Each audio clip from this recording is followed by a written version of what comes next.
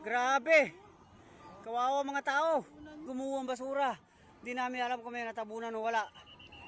Hapon nitong Biyernes, nakuna ng pagguho ng mga basura sa landfill na ito sa Rodriguez, Rizal. Ayon sa pamunuan ng landfill, 4 na bulldozer ang sabay-sabay na nag-operate noon, kaya kasamang bumagsak ng mga basura. Pinopost yung basura.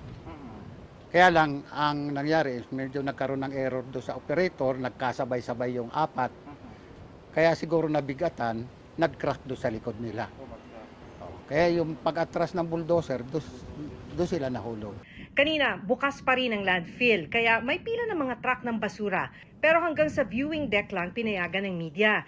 Hindi tanaw rito ang retrieval operation, pero patuloy raw ito ayon sa pamunuan ng landfill at LGU ng Rodriguez.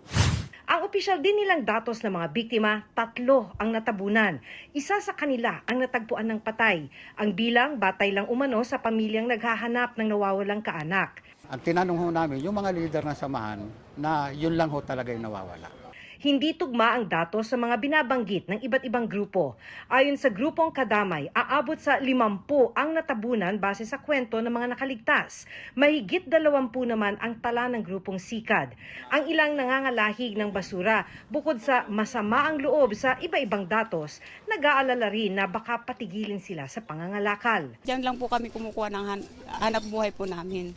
Pagpaaral po sa mga anak namin, pagkain namin araw-araw. Kung 50 yung natabunan, dapat 50 pamilya rin ang naghahanap. Ang alkalde ng Rodriguez pinasisiyasat sa DENR ang insidente. Very obvious naman talaga na mayroong may pagkakamali, may namatay.